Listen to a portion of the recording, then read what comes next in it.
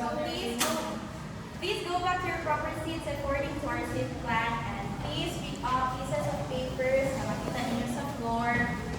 Okay. So, Ms. Novo, I request you to please read the prayer here in front.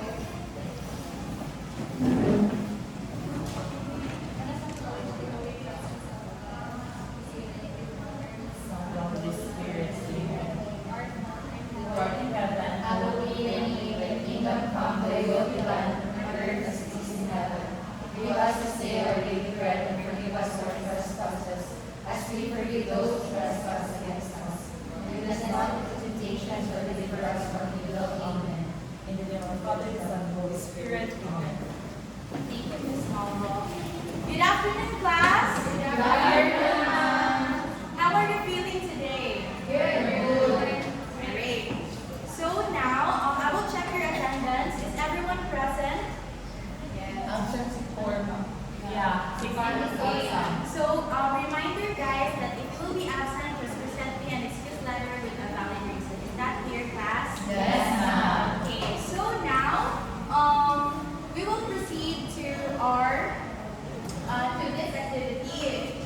So I have here anagrams for you to form a word.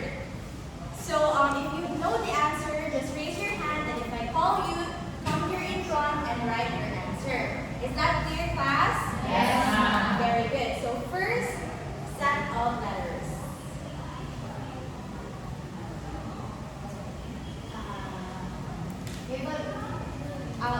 Sir Alejandro, come here. The word is evaluate. Very good. It's evaluate.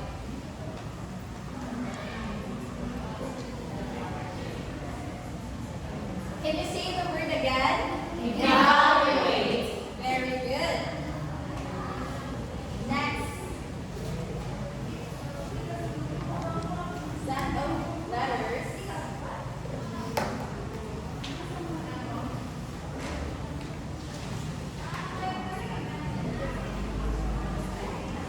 Okay, Miss Gumalawan. So the word here is constant. Very good, it's constant. Can you say the word class? Constant. Very good.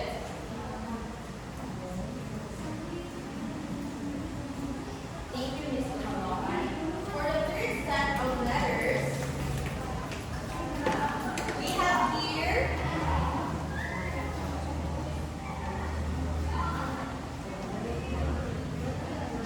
okay, Miss Novo.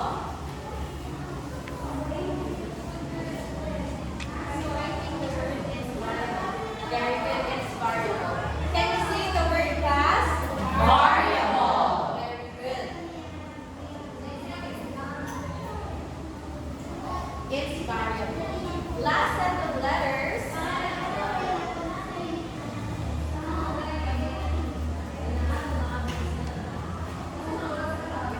Last set of letters. Okay, Miss Angeles.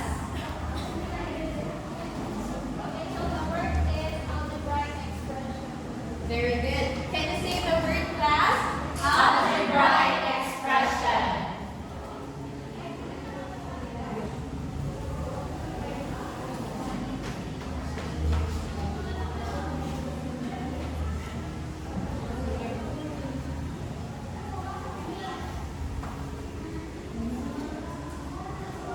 Thank you, Miss Angeles. So, these words are connected to our lesson for today.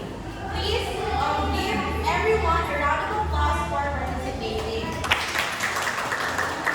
But before we proceed, we have another activity, but this activity is very short now. We have four numerical expressions here. So this activity is called Simplify Me to Earn Points. So guys, this is very easy for you na. Kaya naman mo ani na. Paan? Na lesson.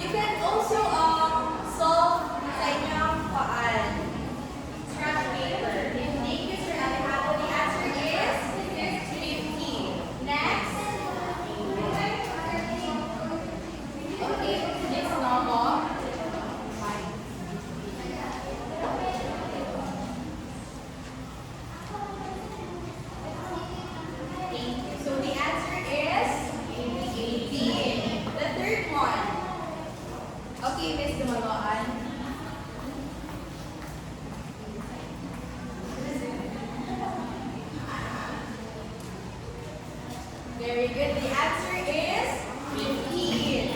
The last one is, okay, Miss Angeles.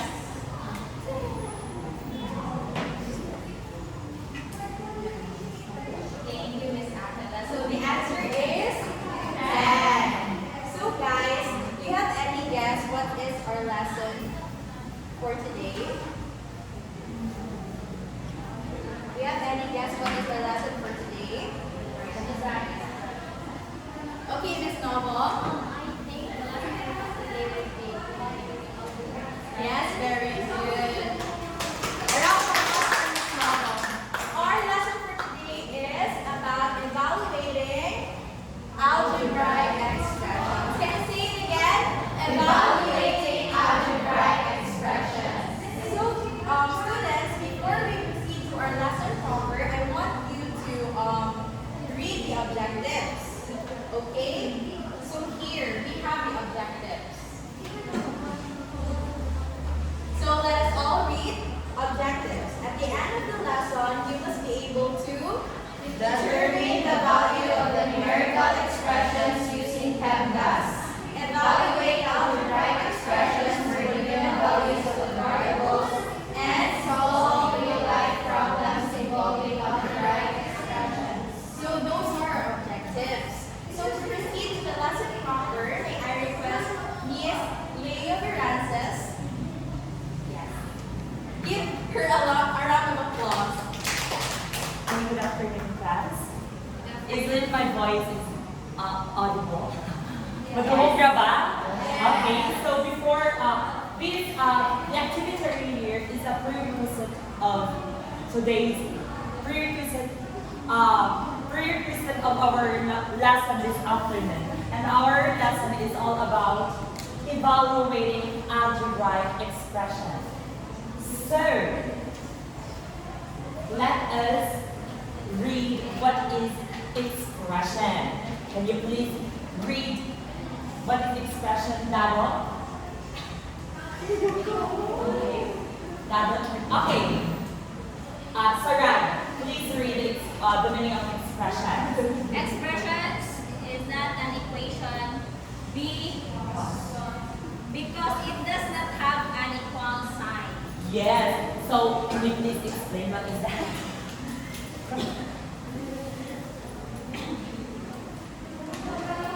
So based on my understanding about the meaning of expression,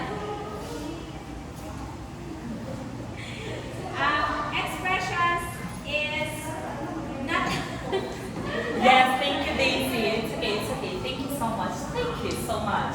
So expression it's not an equation because expression has no equal signs. That's the difference of expressions and equations. So there are two types of expressions. Can you please someone guess what are the two types of expression? Anyone? Two types of expression. Okay, there are two types of expressions. Number one is numerical expression and algebraic expression. So here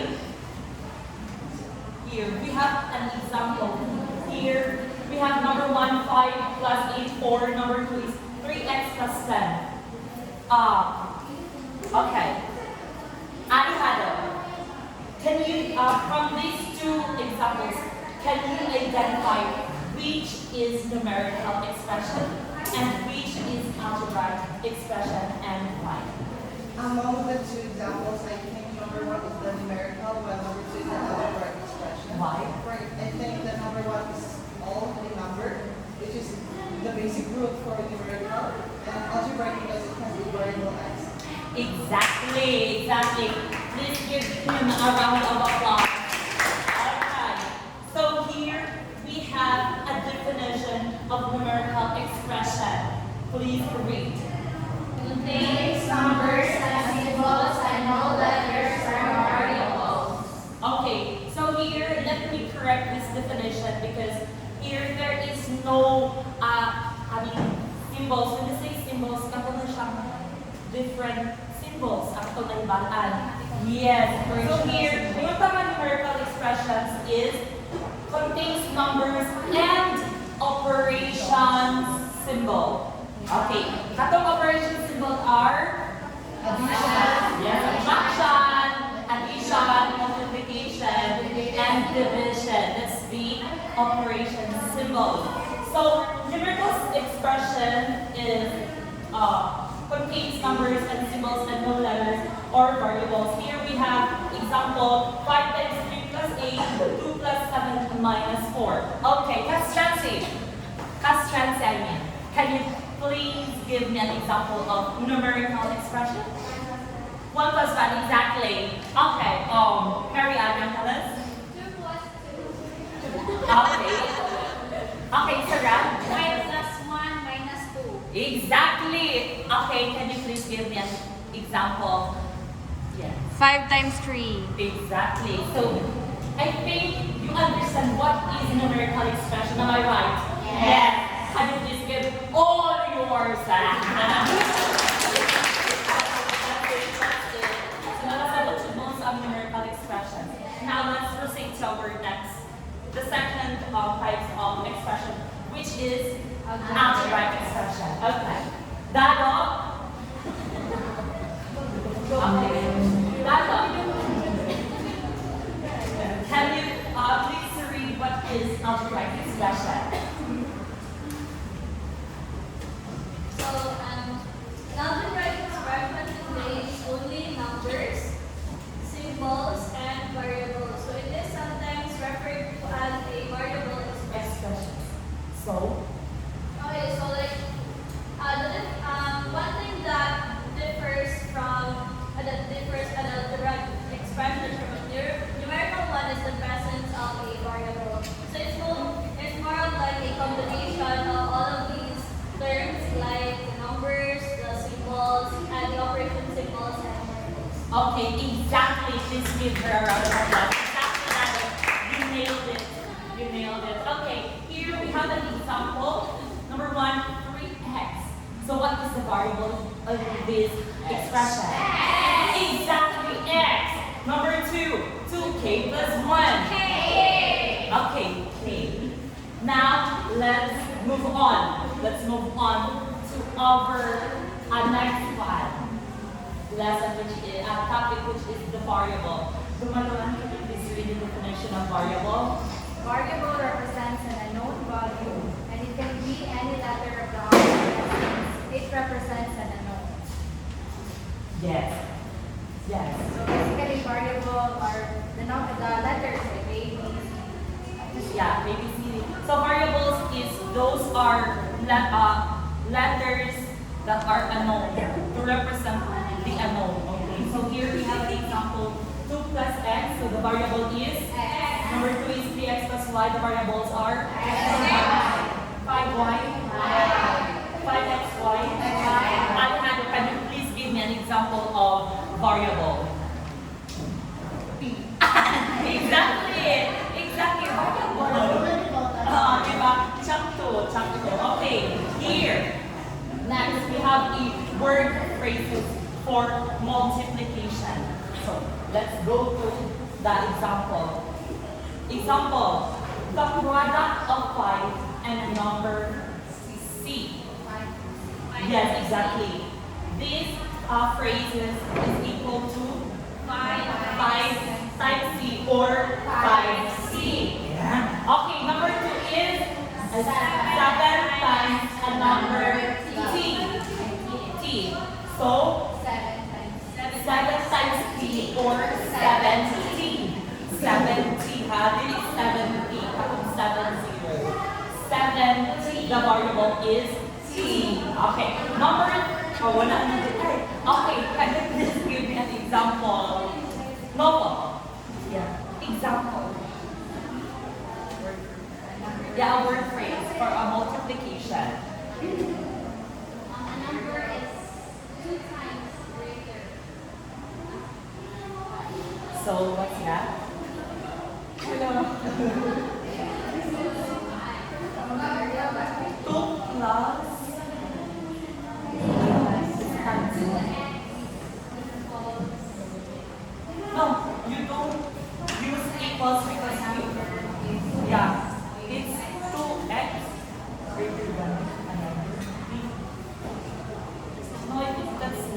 not right. Okay, when you said greater, ma-plus naman siya. Kasi, yeah. Basta, ito siya. Okay, so the rules for the placement rule for multiplication is usually we write the variables after a number. Dili tama ko na ko variables dayon po sa number. So that's all of my discussion. So next I will give, okay, before I will give the floor to our next reporter. Any question? Nine so far. None so far. None so far. Okay, I have a question. Zarina, can you please stand up? Sit down.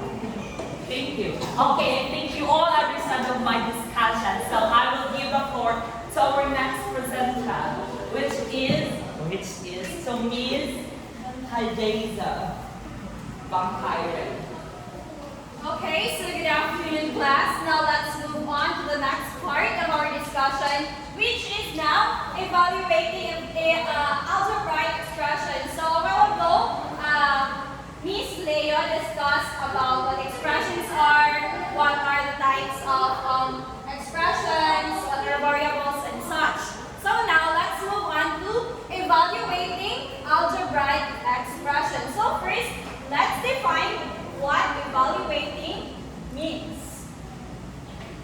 Okay, so to evaluate is to find the value of an algebraic expression by substituting numbers in for variables. So here we're talking about algebraic expressions. So na-adjust variables, diba? And in this case, evaluating means that there will be a given value for our variables. And that value will be substituted to the set variable. Okay, so to further understand, but first we have these steps in evaluation of algebraic expressions. So first is to substitute. Okay? So i-substitute lang. Ang variable is kulihan natin sa iyang value. And next is to simplify, which is to perform indicated arithmetic using PEMDAS. Now who can recall what PEMDAS means or what PEMDAS stands for? Okay, Ms. Novo? PEMDAS stands for E stands for parentheses, E exponent, multiplication, division, A addition, and S for Okay, very good. So that is what PEMDAS stands for. Parentheses, exponent, multiplication, division, addition, and subtraction. So we will be using PEMDAS in evaluating algebraic expressions. So we have here examples. So first example is evaluate the following expressions using the given values. We have 8 plus m, where our m is equal to 2.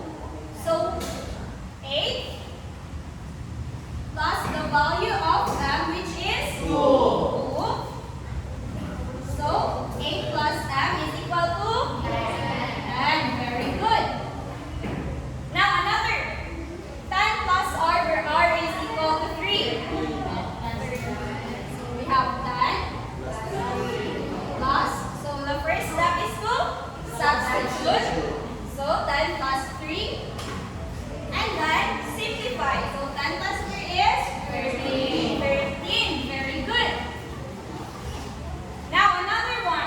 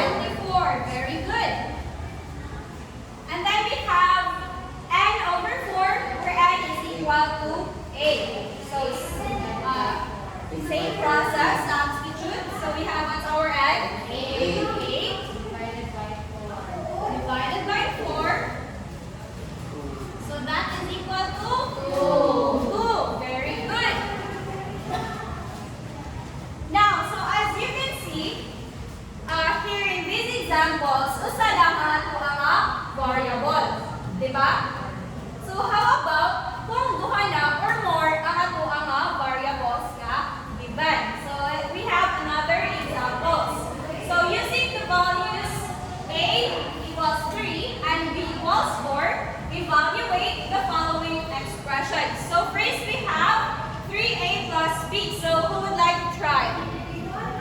Saran. Okay, Miss Saran.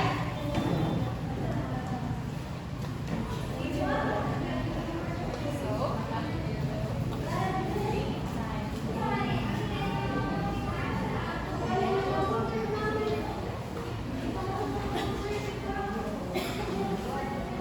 okay, thank you. Is she correct, class? Yes. Okay, so we have 3 times substitute the value of a, which is 3. So 3 times 3 plus the value of b, which is 4. 3 times 3 is 9 plus 4 is 13. Very good. And then we have another one. 2b minus a. Who would like to try? Okay, Mr. Chodoro.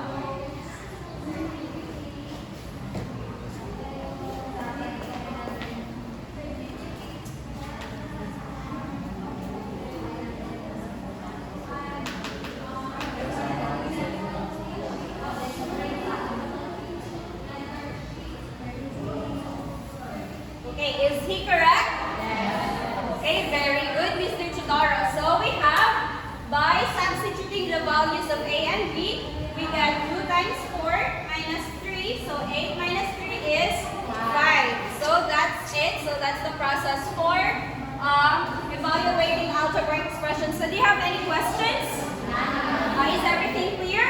Yes. Okay, very good. Now to give us another example, allow me to introduce you to our next teacher, Teacher Kurt. Let's give him a round of applause. Okay, so hello class. Now let us have another example. But this time, let us solve real life problems involving algebraic expression.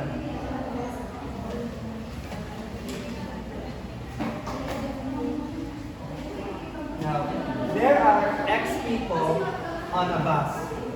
And at the next stop, 7 people got off. And 10 more get on. How many people are on the bus now? So, how do we express this? So, we write X, then minus 7, because the 7 people got off the bus, and then the 10 more that get on the bus, so we write it like this.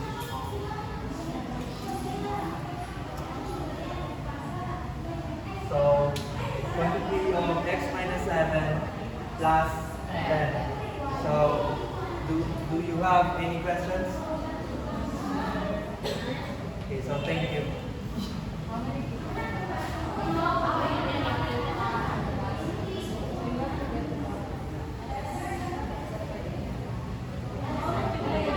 So we just express this we just interpret this into this one. Now, let me give you the floor to the next teacher, which is Teacher Linyal. So hello everyone. Okay pa ba tayo yung nakita? Kasi okay ba yung energy? Okay ba? Yes. So now let's have an activity. And this activity is compare the expression. So please read the direction.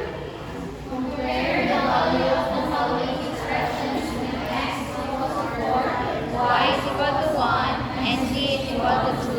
Okay. So mo yan inyong given na value. So now before tamo answer ninyo ani, this side is group 1 and this side is group 2. So form lang kong circle and then mo ang hatagin ako ninyo o representative kung saan sa inyong group, you have here in front to answer. Tapos, kanang lumaanay mo, kaya na may prize later on. Sige, kung kinsang kali ang pinaka-una mo answer, ana, okay na. Na may prize later. So, sige.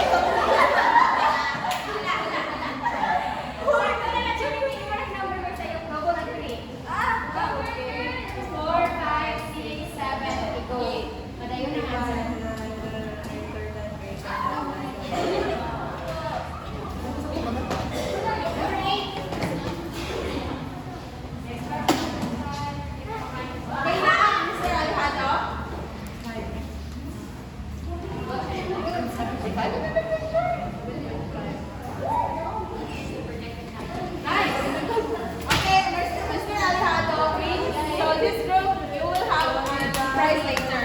Okay. So yeah, the number one is equal sign. Check. This one is equator. Okay, check. Check. Okay, so this group is a winner. So now let's have our Miss Rina Lisa for the. Okay, hi everyone. Please arrange your chairs. Please keep all your notes. Ulay-lay paper sa inyong desk.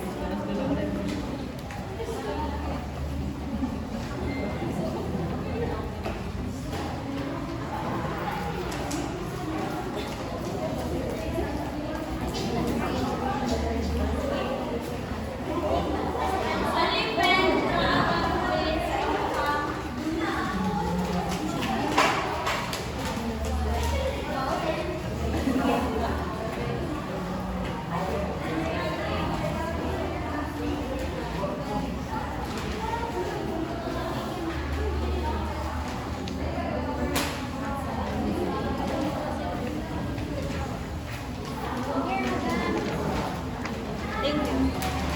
Okay, I'll give you 15 minutes to answer. Time starts now.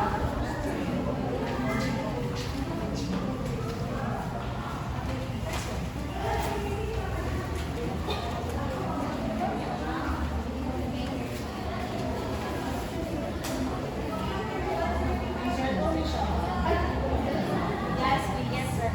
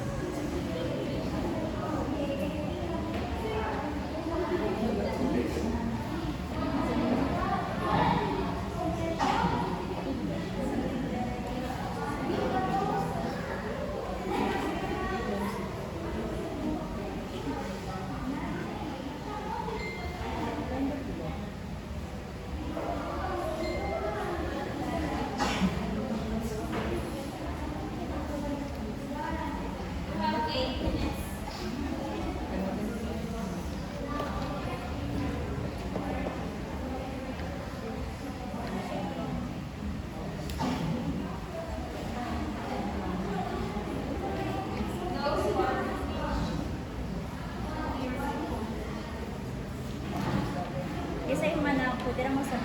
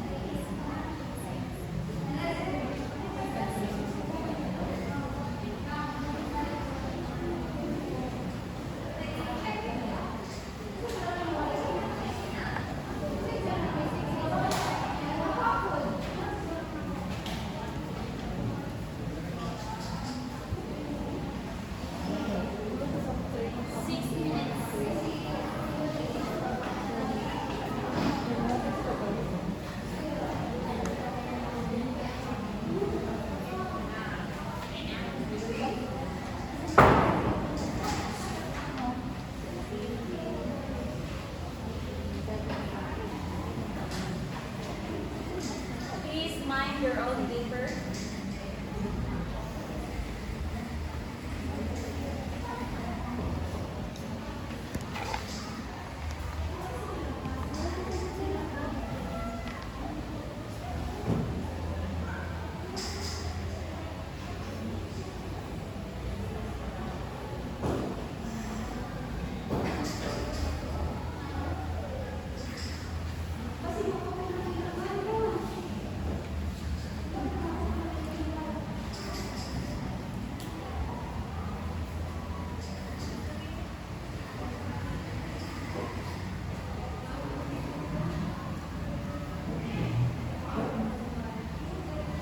Five minutes more.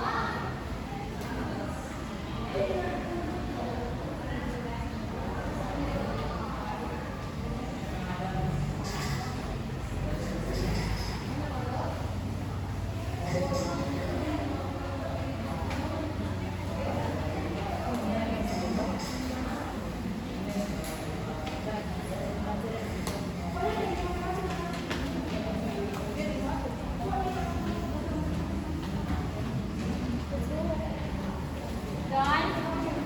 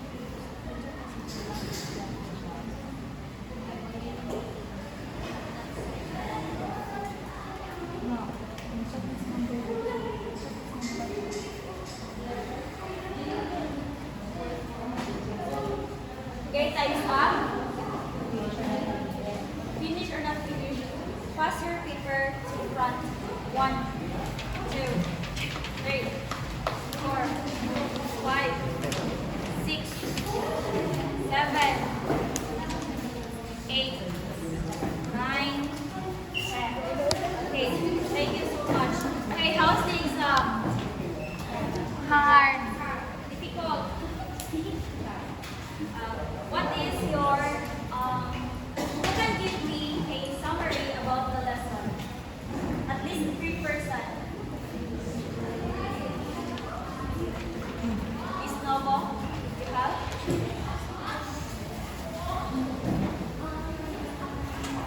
Summary. So today's discussion is all about evaluating expression wherein we had two kinds of evaluate and evaluate academic expression. First we have first step is cues that we should identify some variables and then position type. Okay, thank you so much, Miss Lobo. Okay, now for your assignment, please write this on your notebook. Di po yung mag-picture. Sulatan lang siya. Okay. And submit it next meeting.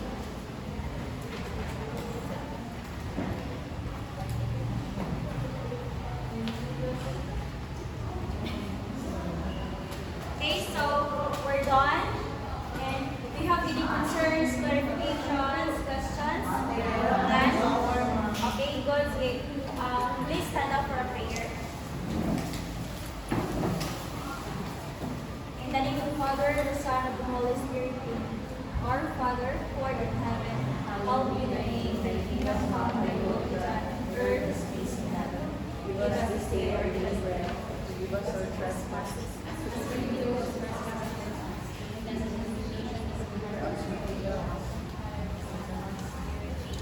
Okay, goodbye class. Goodbye.